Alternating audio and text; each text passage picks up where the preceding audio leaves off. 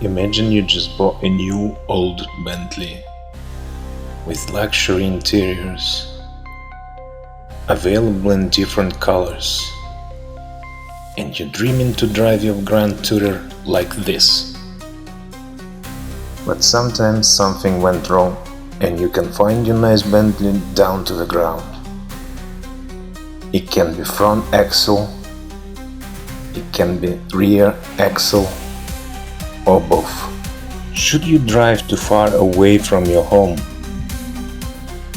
In this video, I will try to answer your question. Okay, hello boys and girls. Today, this video we will be disassembling this Bentley shock absorber. This is the front Bentley shock absorber. This is genuine Bentley part. The new one cost around £4,000, 3,600 or something, and this is the model age of 2006. And let's see what is broken here. Is it fixable or not? And let's see why they are actually faulty and why they're breaking down so often. Let's get started. This particular one has the leakage out of here somewhere. I don't know if it's leaking off this, but as far as I remember, it's been leaking behind this actually connection, this hose to this body, right? And yeah, that's pretty much why it's been replaced. Okay, I'm not going to fix it, right? And the purpose of this video is just to demolish it and show you guys what's inside, how it works, and basically what inside and why it's so expensive. Of course, we have replacement or refurbished ones. I don't know how good they are. If I had one of these Bentley, I would probably replace it by genuine part instead of searching something cheaper, simply because if you can't afford fixing this car, you probably shouldn't own one of these, right? If you can't fill it in petrol or you replace the 12 liters of oil each oil change. Pretty much, yeah guys, always use the genuine parts, and this is what I would recommend you all, despite the price, right? So yeah, we can see here there's some cable connection sensor, right? And here's just your airline connecting to. It's not heavy, it's around probably 8 kilo or something, and it's quite easy to replace. One person can do it in the garage on the jack, basically. Right, so let's have a look how to disassemble it. I believe we should remove this too, clip, and remove this rubber dust protection seal. Also, probably we need to undo this nut. If I had a key, that was easy, but I don't think I do have the key. There's another one inside, but I believe this is for this sensor or whatever it is. And probably, if we will not be able to disassemble it in civil way, I'll just take a grinder and cut it off and show you what's inside this shock absorber. Okay, let's start from removing these clamps. I think it's quite easy. Damage everything is always easy rather than fixing something. Right?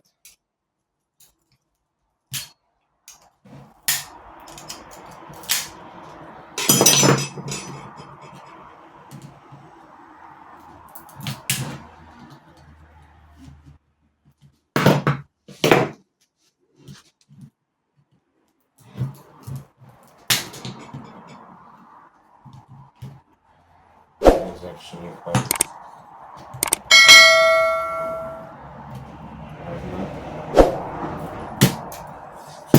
okay. Right. One is done. The other one, this is just a cable holder. That's the other one. They hold like this, by the way.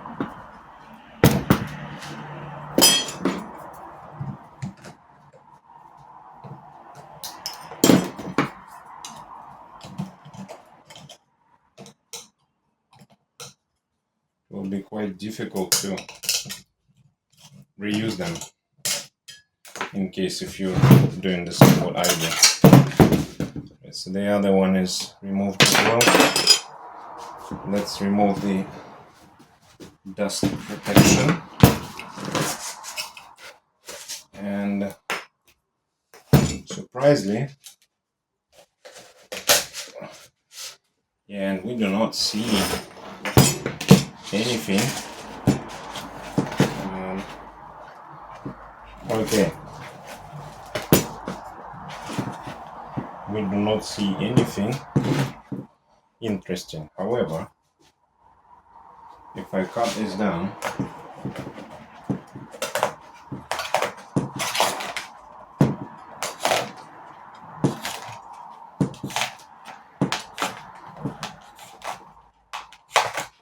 by the way guys, I don't think you can buy these parts separately. That's another issue of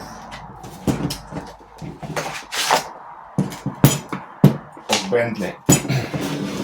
As you can see, there is another one. This guy, this big boy is basically the like a cylinder, and this was like a piston. As you can see, there is another one rubber seal inside. I don't know if it's visible or not. And this is basically where the height is changing, right? And that looks like one big unit. Okay, so I believe there is inside there is a kind of one little metal bolt or something, which is basically bolting this too. So in order to disassemble these two bits, these two parts, we need to undo this nut, I believe. I really hope so. And let's have a look if we can do that.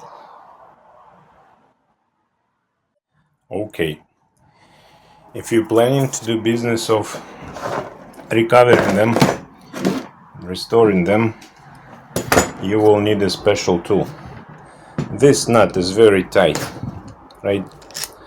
There's no chance, and the size is very big, right? It is about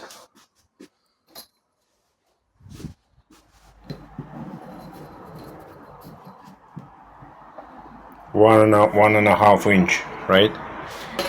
It's too big nut and too tight. And there is additional issue here. You will need to find out how to actually hold all of this body, because that when you start turning this nut on, that body is actually spins around.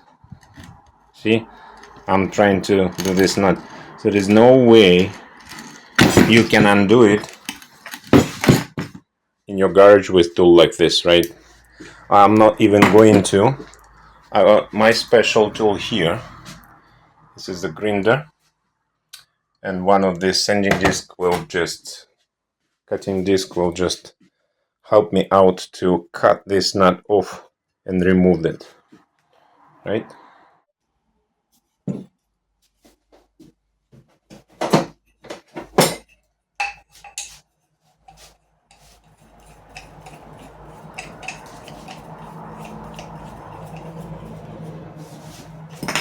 Okay, I'm only cutting this nut, right?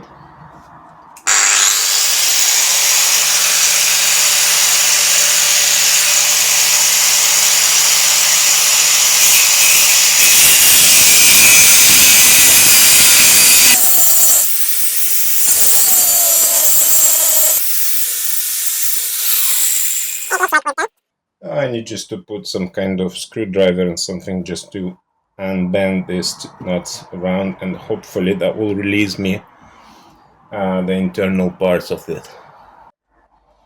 I have hammer as well. Let's try to do that without hammer first. Uh-oh. This guy is quite hard nut. Right, let's use the hammer now.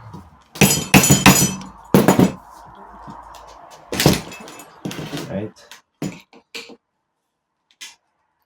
Can it actually spin now? Because it's now... Nope. No. It's still not.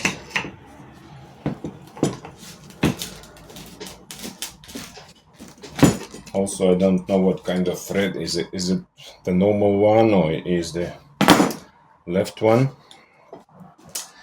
Right. Feels like we need to cut another place, just in opposite direction.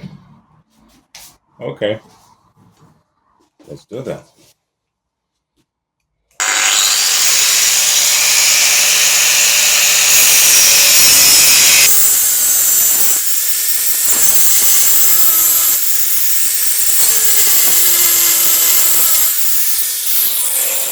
Right. Will it work now? No. It still don't. That means it probably either go deeper. You see, there is a... It's kind of washer, big washer. Maybe it's a stop washer or something. For some reason, see, even if I cut it from both sides, it doesn't want to. Probably this nut have a kind of crazy shape and I didn't cut it till the end. I have no idea. Because guys, I'm doing it first time. Same as you all. Let's see if it can be.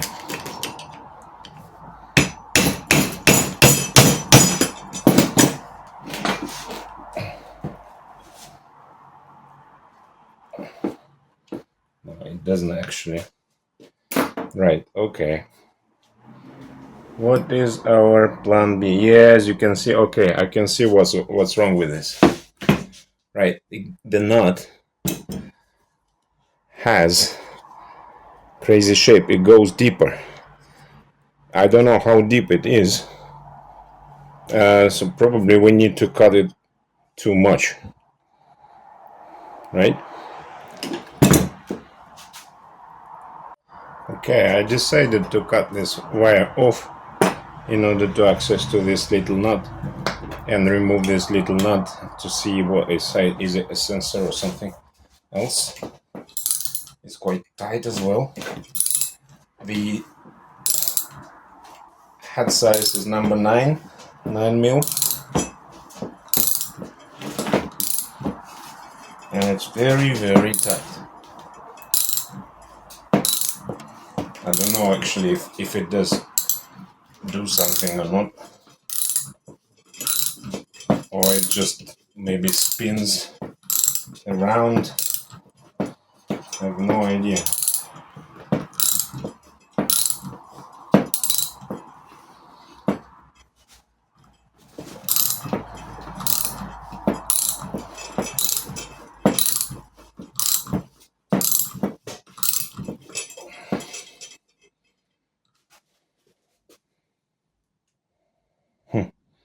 That's very strange.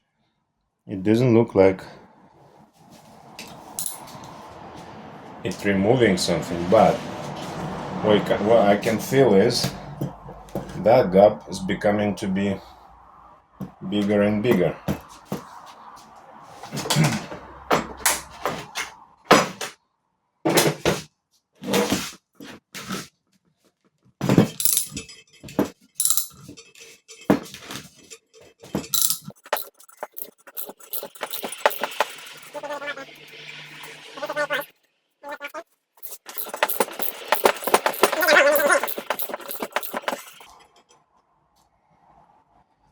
Yeah, I doubt it does something.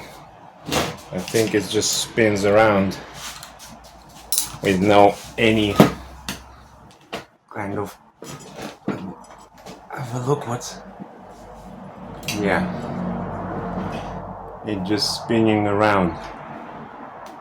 But inside we have another nut, which is bigger size, which probably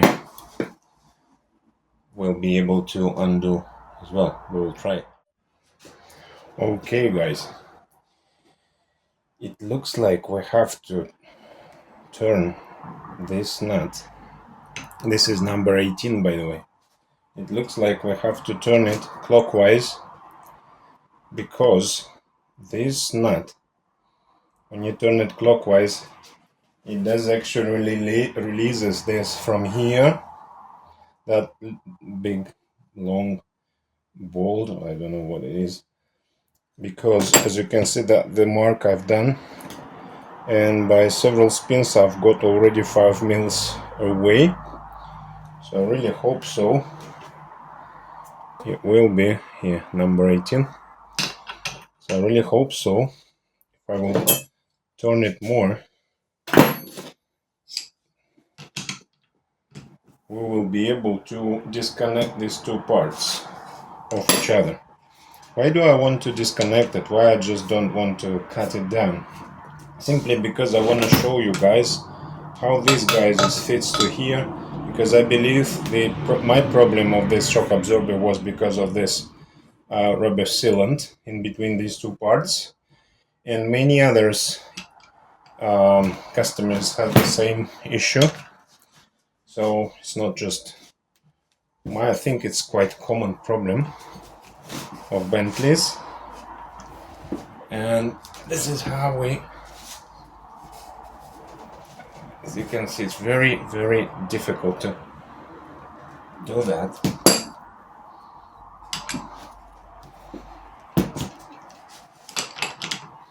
But it's doable.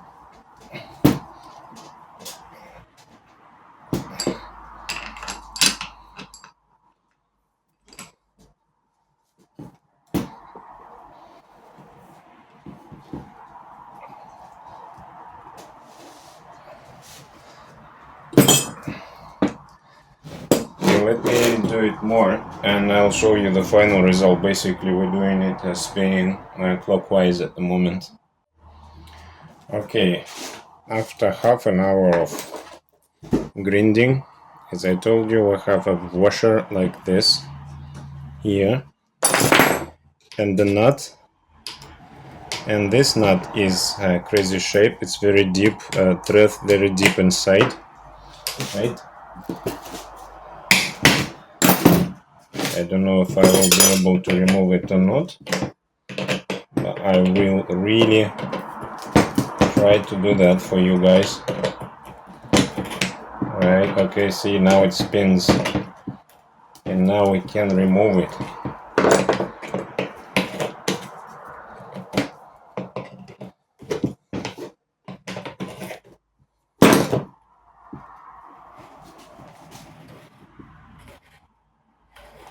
So pretty much you will need to undo this big nut.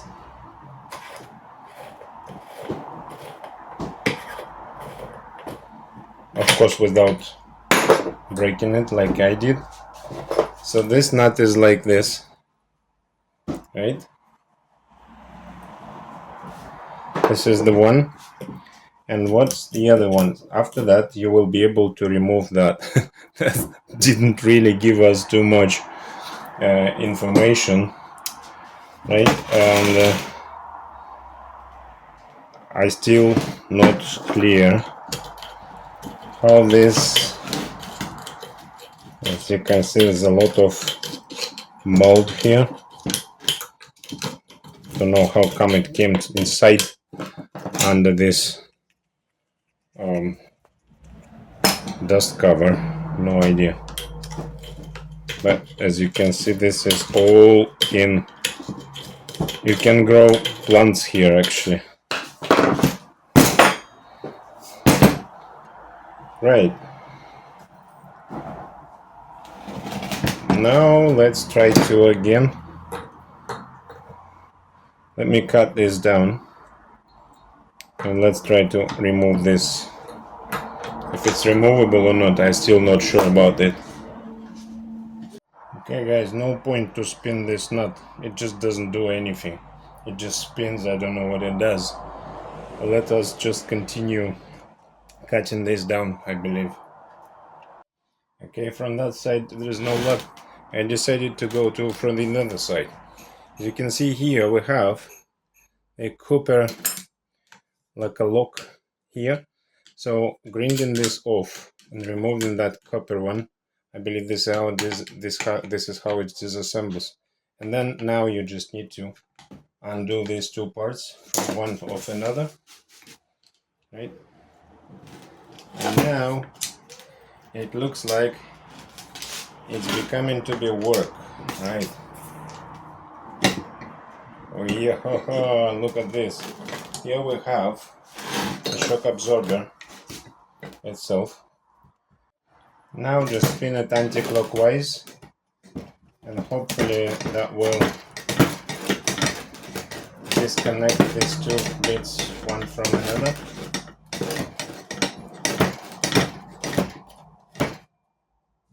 Okay, I finally cleaned up this place, right? So just cutting this down. And what I will tell you, probably this nut is holding this lock, so we need to hold this down and remove this nut somehow. I don't know how they do it on the manufacturer, but again, this is what I'm guessing, right? I will try to undo this nut without damaging it, otherwise I will just cut it off. Okay, yes, my guess was right. So I think this is the nut which is holds the shock absorber, right? And this is the sealant.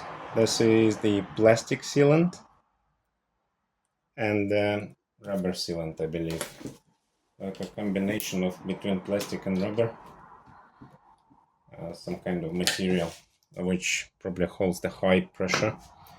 And now once we undo this nut, so basically the order of disassembly without demolition is to remove this nut first, the top one, then hold this bolt, because I've cut it down but there was a number 9 key on this bolt, and hold it, and then you can use number, I believe number 18.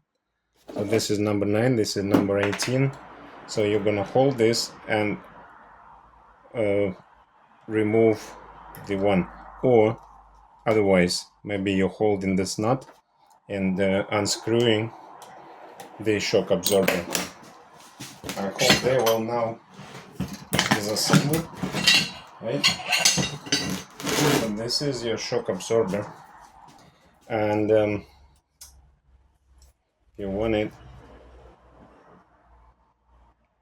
do not open gas pressure. This is the part number, right? This is genuine part, by the way, but that is just a normal shock absorber. The air bit of this is here, basically. See, we have a sealant here, right? And it's just like a case, if you want. There's something inside there as well, right? And here is just an extension tank, right? So the air pressure are in between this camera and this shock absorber. As you can see, we have here the rubber sealant, right, which seals the absorber air. And from here it didn't leak for me. It did leak still here in the connection. What I'm going to do now, I'm going to disconnect these two to see what's inside this, basically, right? Yeah, by the way, I'm going to undo this metal clip, whatever you call it, and just to remove this rubber bit. Okay, that was quite tough as well, so I grinded it up, disassemble this. This is just a metal kind of shapy part, right? And this is just a ring. And guess what's inside? Hey, inside we have rubber, like it's on all other cars, of rubber like a limiter. And that's pretty much it. So basically we have body, right, with sealant. We have another sealant here. I believe we can remove that as well, because we still didn't come to this enter point, right? And I want to show you how it actually holds. So let's continue stripping it apart.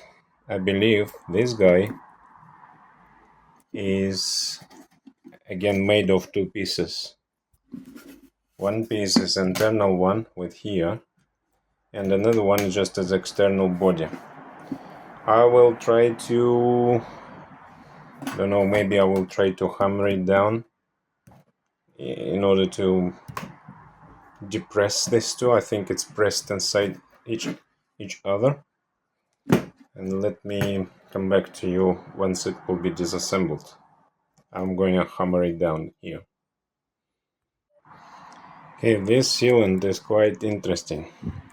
As you can see, it does have the plastic ring around. Also, the external bit this is actually a single part. That, then rubber, and then this top one, right? This is a single part. So if you have a leakage out of here, you have to replace this. That part is connected like this. See, it's from two parts. This cylinder is a dedicated part of this one, and they connected to each other. What I'm going to do again, I'm going to cut it off and disconnect these parts from each other, right, to see what's inside. So I made a little cut here, and now using just a screwdriver. It is made of aluminum, so it's quite not really tough. If it's going to be tougher, I'm just going to make lots of cuts around, and that's it pretty much. Okay, as you can see, guys, it does already do quite well out of here, but we still have trouble in the place where it actually holds to this one. So I think this, whatever it is, I don't know if it's bolt or something, holds these two parts together, and then it's just did do that sardines cans technology. Let me try to cut this more here in this area. Maybe I will cut it completely off and unwrap it. Here we go. I've just done cut here, and now we can unwrap. It's a little bit hot. Now we can unwrap it.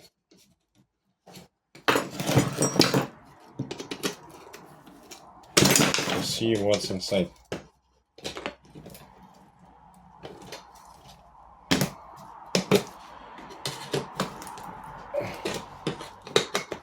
It's quite tough guy.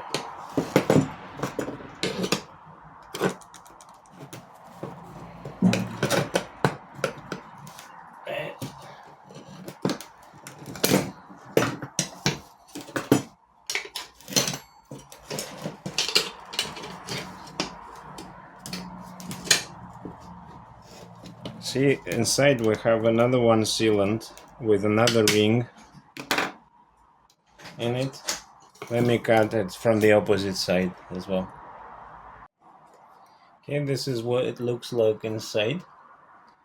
We now need to remove this ring, and then we will remove this sealant off. Okay, this is 2006, now it's 2025, so as you can see, for 19 years old, this rubber is becoming to be very not good. That means, guys, if you buy one of these cars, 2005, 6, 7, 8, or whatever, be prepared to replace them all around. Otherwise, you're under the risk to stop somewhere in the middle of motorway, on the ground, with your Bentley on the ground, and waiting for car recovery service, I'm afraid. This is the final part where we came to. As you can see, it's not disassembled, it's not disconnectable. It's been made like this in manufacturer. That sealant here between this and this is just becoming to be like this. It's not good, and that's pretty much it. That was an issue, and that issue cost you £3,600. So what is the conclusion? Is it serviceable? No. Can you fix it yourself? Good luck. I would say no. The reason behind this video was to show you what is inside of £3,600 car part. In my personal opinion, it is too much expensive, overpriced part, because nothing critical or crazy here I can't see. Also, no idea why we need that wire too. If you guys know what it is, let me know in your comments, because as you can see, there is no any kind of sensor here. Maybe it's kind of height sensor or something. Maybe it's a sensor of dead shock absorber, so when it's fell down to the ground and it just connect kind of to contacts here and indicating on your dash your shock absorber is dead or something. I have no idea why we need this. Let me know if you know why. This is the end of the video. If you like this video, put the thumbs up. If you don't like, put the thumbs down. Leave your comments and hit the subscribe button, and I'll see you in the next video.